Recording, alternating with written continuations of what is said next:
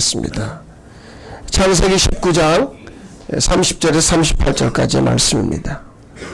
롯이 소알에 거주하기를 두려워하여 두 딸과 함께 소알에서 나와 산에 올라가 거주하되 그 두 딸과 함께 굴에 거주하였더니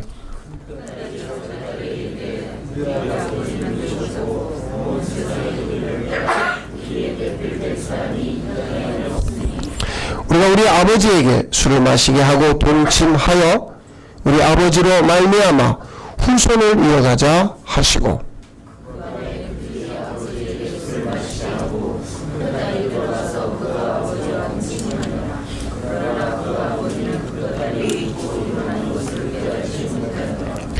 이튿날 큰딸이 작은딸에게 이르되 어젯밤에는 내가 우리 아버지와 동침하였으니 오늘 밤에도 우리가 아버지에게 술을 마시게 하고 내가 들어가 동침하고 우리가 아버지로 말미암아 후손을 이어가자 하시고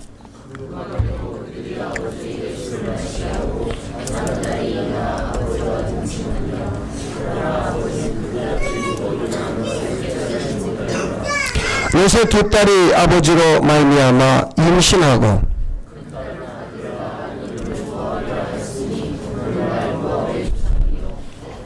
38절 같이요. 작은 딸도 아들을 낳아 이름을 베람미라 하였으니 오늘날 암몬 자손의 조상이었더라. 아멘. 룻기 3장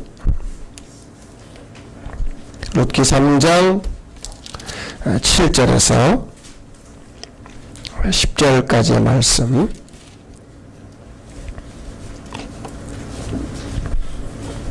한 절씩 교독하겠습니다.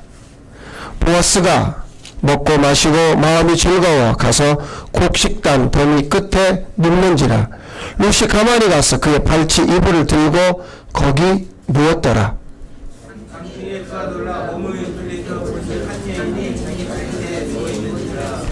이게 내가 누구냐 하니 대답하되 나는 당신의 여종 롯이오니 당신의 옷자락을 펴 당신의 여종을 덮으소서. 이는 당신이 기업을 물을 자가 됨이니이다 하니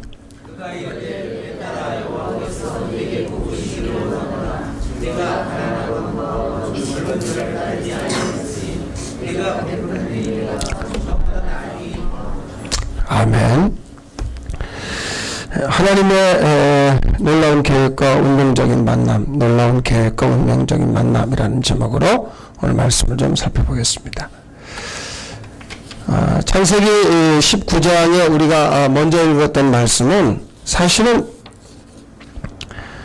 도덕과 윤리로 볼 때에 이만한 부끄러운 일은 아주 드물 것입니다. 아버지와 두 딸이 관계하여 아이를 낳았습니다. 도덕과 윤리의 관점, 우리는 여태껏 그 관점으로만 봤습니다. 왜냐하면 사실 오늘 말씀 가운데 첫 번째 살펴봐야 될 게 뭐냐면 오해거든요. 오늘은 오해를 풀어야 할 때가 된 것 같아서 말씀을 이제 나누겠습니다. 이 이야기가 누구의 이야기냐면 아브라함의 조카 롯이에요. 롯. 아브라함이 자기 두 딸과 관계를 맺어서 모압과 암몬이 태어났다면 보는 관점이 좀 다를 거예요. 왜냐하면 아브라함을 하나님이 부르실 때 복의 근원 믿음의 조상으로 불렀기 때문에 우리는 아브라함에 대한 관점은 굉장히 너그럽습니다. 그 사람이 자기 부인을 두 번이나 팔아먹었고 뭐 여러 가지 인간적인 실수를 했음에도 불구하고 그를 무엇으로 보냐면 믿음의 조상으로 보는 거예요. 그 관점은 그대로 유지하는 반면에 아브라함의 조카 롯을 보는 관점은 굉장히 그 관점 자체가 낮아요. 여러 가지 면에서. 예를 들면 자기와 자기 삼촌이 분가할 때도 네가 먼저 선택하라. 네가 좌하면 내가 우하고 네가 우하면 내가 좌하리라 하니까 저쪽에 소돔성 쪽이 물이 좋아요. 목축업이니까 물이 있어야 될 거 아니에요. 그래서 그냥 알겠습니다. 난 저쪽으로 가겠습니다 하고 가버리는 거예요. 이런 버리장머리 없는 이런 관점인 거죠. 말씀의 아주 결정타는, 아니 아빠가 두 딸하고 관계를 맺어서 모압과 암몬이 나왔다? 이 말씀에 대해서 야 진짜 롯은 믿음하고는 너무나 거리가 먼 사람이구나. 더군다나 이 모압과 암몬이요 끝까지 이스라엘을 괴롭히죠. 훗날. 그리고 모압과 암몬은 우상 숭배합니다. 그러니까 그때 롯이 딸들이 따라주는 술을 마시지 않았다라면, 딸들하고 관계 맺지 않았다라면 이스라엘이 승승장구할 수 있었을 텐데, 그 롯이 술을 마시고 두 딸과 관계해서 모압과 암몬이 태어났다는 그것으로 이 롯을 갖다 우리는 정죄하고 판단합니다. 그러면서 은근히 우리 자신을 갖다가 포장합니다. 나는 믿음으로 살려고 했어요. 나는 정말 정직하게 살려고 했어요. 그런데 내 옆에 있던 그 사람들이 나한테 나를 괴롭힌 거예요. 유혹한 거예요. 그리고 그 사람들 때문에 이렇게 됐어요 하면서 자기 자신을 적당히 포장합니다. 여러분, 이제는 이 오해를 풀어야 돼요. 사실입니다. 롯이 두 딸과 관계 맺은 건 사실이에요. 그러나 그것은 너무나 큰 오해였어요. 적통이 아니라서요. 아브라함의 아들이 아니라서. 그 곁가지란 말이에요. 아브라함이라고 하는 하나님이 부르신 믿음의 원가지가 아닌 곁가지예요. 적통이 아니에요. 분륜보다 더 부끄러운 관계에서 태어난 족속이에요. 그런데 이 오해를 끝내잔 말이에요. 왜냐하면 이 일이 우리 편에서 시작된 일이라면, 즉 롯이 자기 부인이 소금기둥이 된 상태에서, 그래서 롯이 스스로 술을 마시고 자기 딸들을 보니까 음란한 마음이 일어나서 딸들을 덮친 사건, 우리 편에서 일어난 사건이 아니라 이 일을 하나님 편에서, 그럼 만약에 하나님 편에서 이 일이 너무나 치밀하게 준비된 일이라면 어떡하시겠어요? 롯의 이야기가 아닙니다. 여러분이 지금까지 살아왔던 인생이 하나님 편에서 치밀하게 계획된 것이라면 뭐라고 설명하시겠어요? 여러분이 만났던 그 일들이 다 하나님을 원망하시겠어요?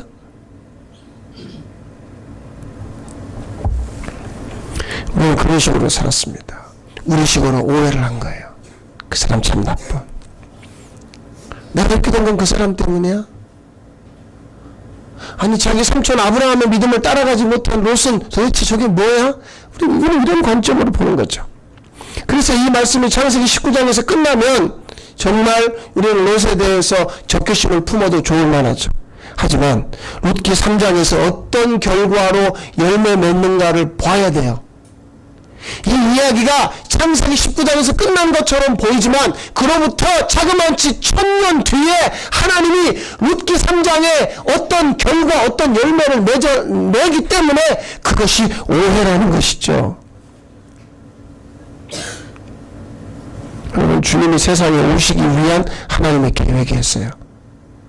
언약과 깊은 관련으로서의 결과의 열매예요. 롯의 이야기를 조금 더 해볼까요? 그가 자기 삼촌을 따라서 고향을 떠났죠. 자기 할아버지를 따라서. 할아버지는 중간 갈대아 우르에서 죽었죠.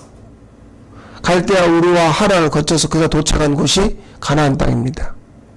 계속해서 롯은 자기 삼촌 아브라함을 따라갔어요. 그가 소돔성에 거할 때 전쟁이 일어나서 포로로 잡혀갔었죠. 하나님은 아브라함을 통해서 롯과 그와 관련된 식구들을 다 건져냈습니다. 뿐만 아니라 소돔성이 불바다가 될 때도 하나님은 아브라함을 생각해서 롯과 그의 가족을 구원하셨죠. 자, 구원했다. 반복적으로. 아브라함이 전쟁 포로된 자기 조카를 구해낸 것이 아니라, 아브라함이 불바다 된 소돔성에서 자기 조카 롯을 구해낸 것이 아니라, 누가요? 하나님이 아브라함만 믿음의 조상으로 축복하고 이끌어 가시는 게 아니라 이 롯도 반복적으로 하나님이 구해내고 계시죠. 반복적으로. 왜 그랬을까요?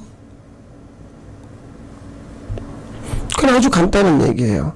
메시아 되신 예수 그리스도가 이 세상으로 오시기 위해서 하나님의 계획은 아브라함뿐만 아니라 그의 조카인 롯도 메시아의 족보, 통로로 서기 위함이죠.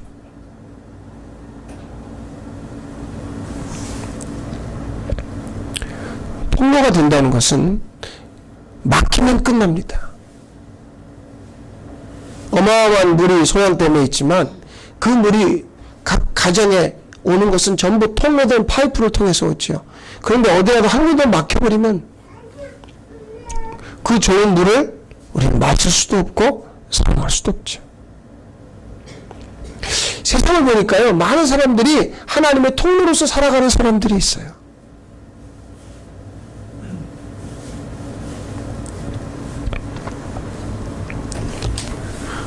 롯을 통해서 하나님의 계획은 난 거룩한 통로로서 사는 것이죠. 아브라함도 다윗도 다 통로예요. 거기에 롯을 적당히 끼워 넣는 수준이 아니라 하나님은 아브라함과 동일하게 롯을 통로로 세우신 것이죠. 이것이 하나님이 개입한 인생의 삶의 과정입니다. 통로.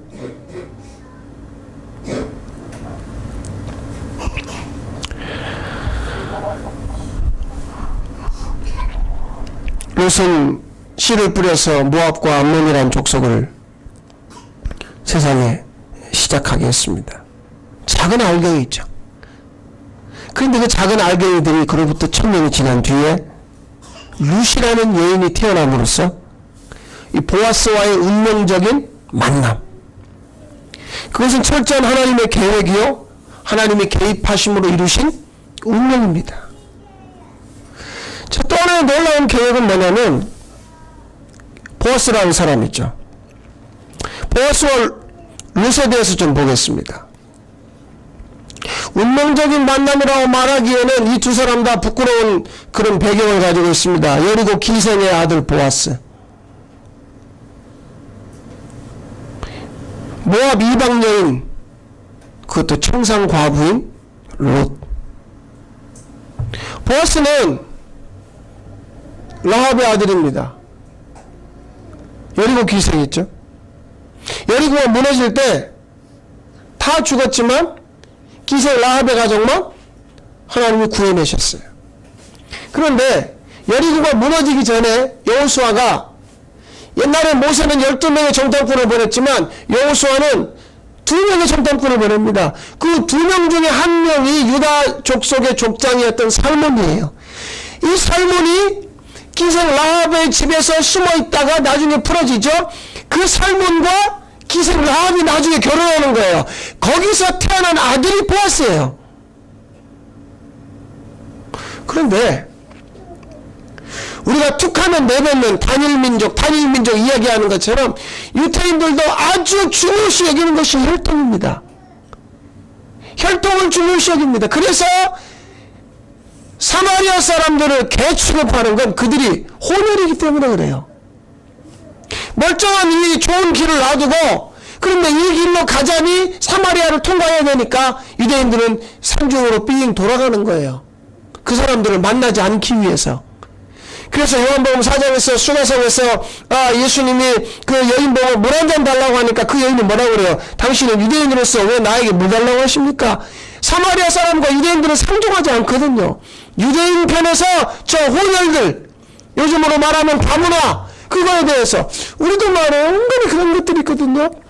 다문화를 무시하고 쉽게 보고 함부로 대하는 것들이 있단 말이에요. 그러니까 살몬과 라합이 결혼해서 아들을 낳았지만 어떤 사람도 이 보아스에게 자기 딸을 주지 않는 거예요. 그러니까 보아스가 나이가 들어서도 결국 결혼을 못하고 있는 거죠.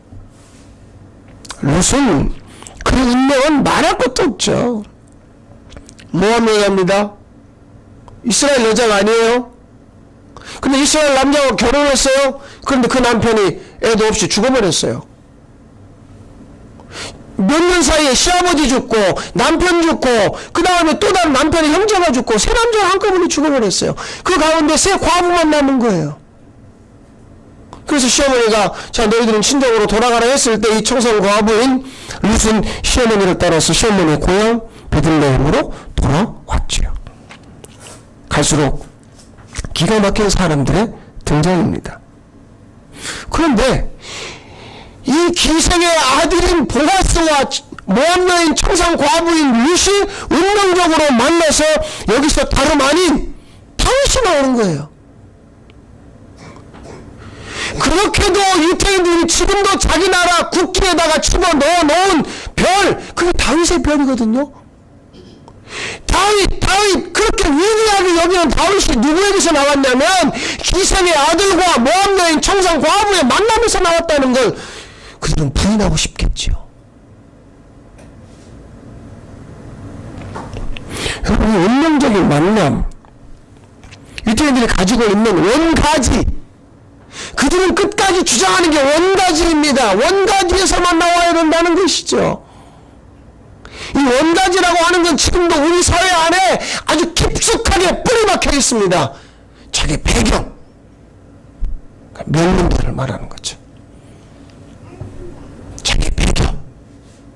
교회 안에도 아주 깊숙이 뿌리박혀 있습니다. 직분, 모태신앙, 원가지. 그런데 예수 그리스도가 다윗이 어디서 나왔다고요? 원가지가 아닌 데서 나왔어요. 이건 부인할 수 없는 하나님이 우리에게 말씀하시며 기록해 놓은 성경에서 나오는 이야기입니다. 원가지가 아닌 데서 나왔어요. 어떻게 설명하시겠어요? 이름 없는, 그것도 모압 여자, 그것도 여리고의 기생의 아들의 씨를 통해서 예수 그리스도가 왔다는 거예요. 두 사람 다 유태인이 아닙니다. 원가지가 아닙니다. 사도 바울은 로마서 11장에서 그렇게 외칩니다. 하나님이 원가지도 아끼지 아니하셨다.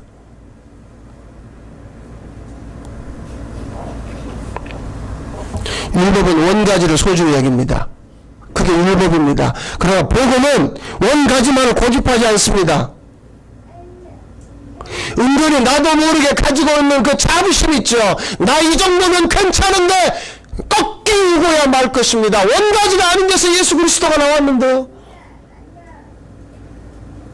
오늘 내가 서 있는 근거가 뭔지 보세요. 내가 지금 고집하는 게 뭔지 보세요.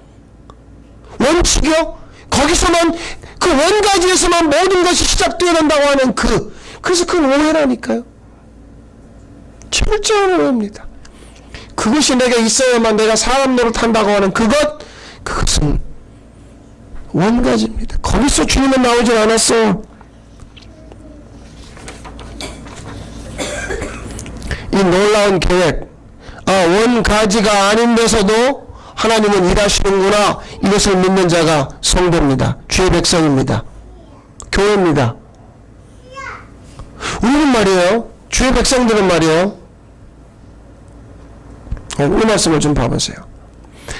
주의 백성은 스스로 자신의 인생을 풀어가는 자들이 아니라 하나님의 언약에 근거해서 하나님이 내 인생을 풀어 가시는 것을 보고 기뻐하는 자들이에요. 이게 주의 백성입니다. 그러니까 주의 백성이 아닌 자들은 어떻게 자기 스스로 뭔가를 인생을 풀어가기 위해서, 인생을 쌓아가기 위해서 동분서주하죠. 그래서 바빠요. 뭔가 스펙을 쌓아야만 내가 그 회사로부터 부름을 받는다고 하는 이 세상의 기준에 철저하게 매여있기 때문에 그것이 나라고 생각하는 거예요. 나의 존재가 그것에 있다고 생각하는 거죠. 그래서 항상 스스로 생각하고 스스로 말하고 스스로 행동하는 거죠. 그랬는데, 그렇게 살아갔는데 생각하지 못한 한계를 만나면 거기서 절망하거나 거기서 인생을 포기해버리거나, 우리 그렇게 사는 자가 아닙니다. 하나님의 언약에 근거해서 하나님이 내 인생을 풀어주시는 것을 보면서 기뻐하는 자들이죠. 어떻게 풀어주는 걸까요? 룻기 3장 10절에 이렇게 말씀합니다. 처음보다 나중이 더 좋구나. 하나님이 우리 인생을 풀어주는 것은 운명적인 만남으로 풀어주십니다. 처음보다 나중이 더 좋게. 자, 그런 면에서 세 사람을 보십시다. 나오미를 볼까요? 룻의 시어머니입니다. 기근을 피해서 남편과 두 아들을 데리고 모압 땅으로 내려갔죠. 하지만 그곳에서 남편과 두 아들을 다 잃어버리고 가지고 간 재산도 다 잃어버렸습니다.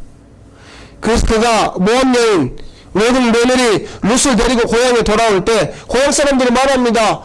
아니 저 여인이 나오미 아닌가?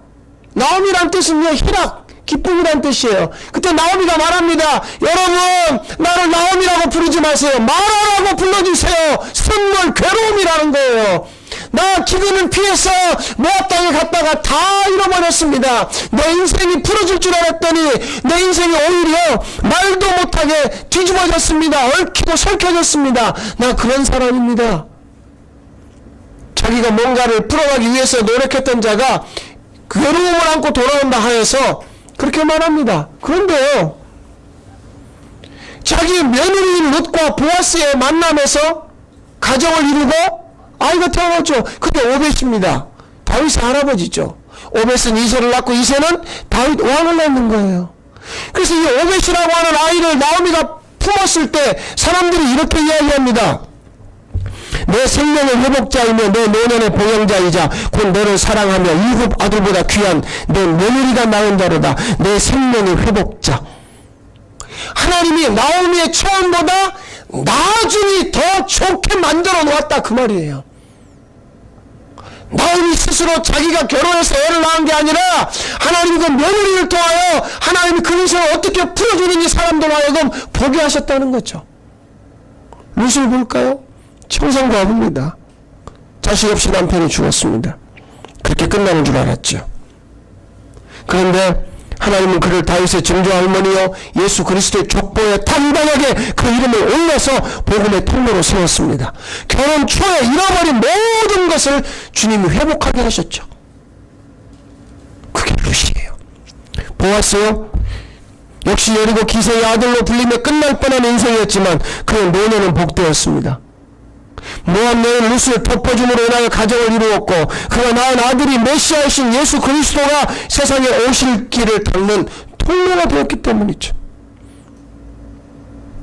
그러면 이로부터 1000년을 거슬러 올라가 보세요. 누가 나오냐면 아브라함의 조카 롯이 나옵니다. 그 롯이 처음보다는 나중에 더 복된다죠.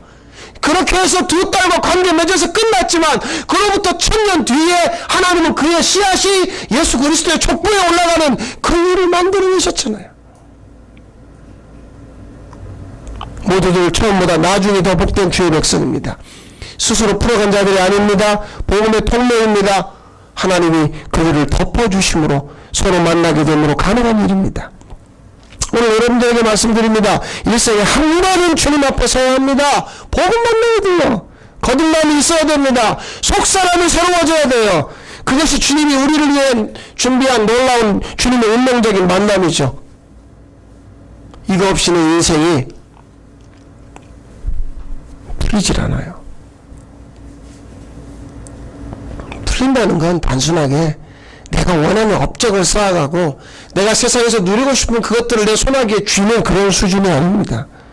그럼 풀리지 않으면요 일생 태어나서 죽을 때까지 고생합니다. 공부하느라고 고생하고 일하느라고 고생하고 뭔가를 하느라고 고생합니다. 단 한 번도 주님 앞에 서지 못하고.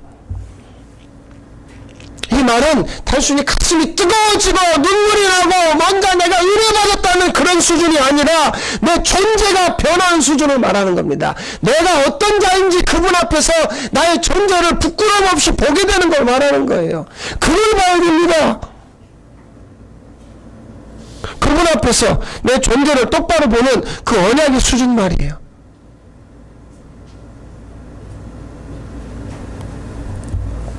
우린 지난날 울기도 많이 울었고요. 뜨거운 은혜를 받았다. 뭐 어쨌든 많은 이야기를 하지만 한 번도 내 존재가 어떤 존재인지 본 적이 없어요. 그래서 하나님께서 늘 중요시 여기는 건 원가제입니다. 나 이런 자입니다. 누구에겐가 나를 소개할 때 나 이런 자를 말하는 거예요. 나 이런 자. 곁가지라면 참을 말을 못하겠죠. 만약에 내가 여리고 기생의 아들이라면 떳떳하게 말하지 못하겠죠. 만약에 내가 모함 여인 청산 과부라면 그건 말하지 못하겠죠. 왜냐하면 기구한 운명이니까. 그런데 내 삶이 하나님의 언약에 근거해서 하나님이 계획하에 내가 젊은 날 지금까지 이렇게 살아온 것이라면, 그리고 그 모든 일이 나를 하나님 앞에 세우기 위한 하나님의 계획이라면 반드시 이 운명은 이루어져야 되는 만남이라는 거죠. 사람들은 오늘도 자신의 인생에서 잃어버린 것을 찾아 회복하기 위해 동분서주합니다. 아니요, 정말 잃어버린 것을 찾고 싶다면 주님을 찾아야 되죠. 그래야만, 그분 앞에 서야만 처음보다 나중이 더 복된 줄로 믿습니다. 기도하겠습니다. 우리를 향해서 도저히 우리가 생각할 수 없는 그 놀라운 계획, 그것은 하나님의 언약이고 그것은 하나님